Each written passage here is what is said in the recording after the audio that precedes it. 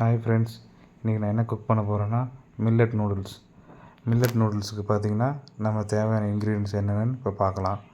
First பார்த்திங்கன்னா carrot, அப்புறம் beans, அப்புறம் 3 எக் எடுத்துருக்கேன், அப்புறம் ஆனியன், அப்புறம் பார்த்திங்கன்னா பாயில்டு மில்லட் நூடுல்ஸ்.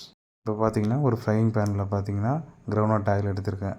அந்த கிரவுண்ட்நட் ஆயில் நல்லா காஞ்சதுக்கப்புறம் பார்த்திங்கன்னா நம்ம ஆல்ரெடி கட் பண்ணி வச்சுருந்த ஆனியன் எடுக்கிறேன். அதை அதில் போட்டு கோல்டன் ப்ரௌன் வர அளவுக்கு பார்த்திங்கன்னா ஃப்ரை பண்ணணும்.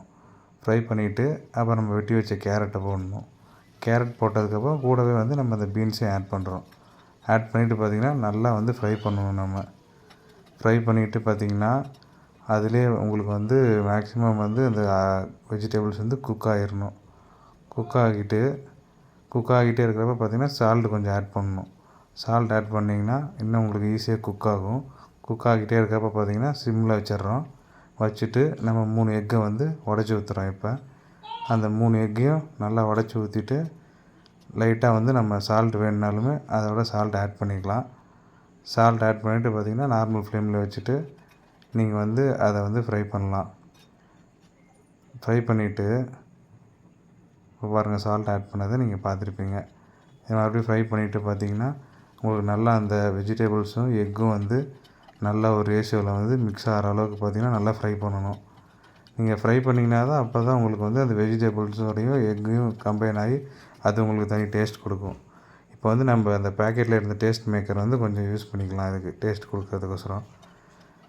அதை போட்டு நம்ம நல்லா ஃப்ரை பண்ணணும். ஃப்ரை பண்ணிவிட்டு அப்புறம் பாயில் பண்ண நூடுல்ஸ் எடுக்கிறோம். நூடுல்ஸை அதில் நம்ம போட்டு நல்லா மிக்ஸ் பண்ணுறோம். மிக்ஸ் பண்ணுறப்ப பார்த்திங்கன்னா அது எக்கு, வெஜிடபிள், நூடுல்ஸு எல்லாமே பார்த்திங்கன்னா நல்லா மிக்ஸ் ஆகணும். அதேமாதிரி நீங்கள் பாயில் பண்ண நூடுல்ஸ் பார்த்திங்கன்னா ரொம்பவும் பார்த்திங்கன்னா கொல கொலன்னு இருக்கக்கூடாது, கொஞ்சம் ட்ரையாக இருக்கணும்.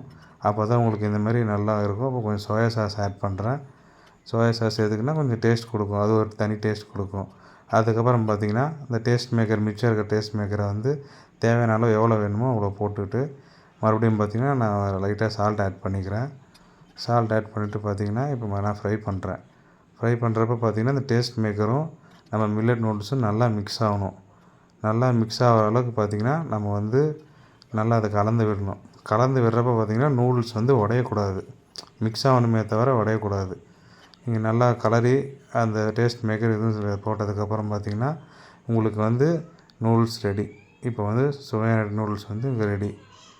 நீங்கள் இப்போ சர்வ் பண்ணிக்கலாம். தேங்க்யூ. லைக் பண்ணுங்க, சப்ஸ்கிரைப் பண்ணுங்க, பெல் ஐகானை கிளிக் பண்ணுங்க. Thank you so much.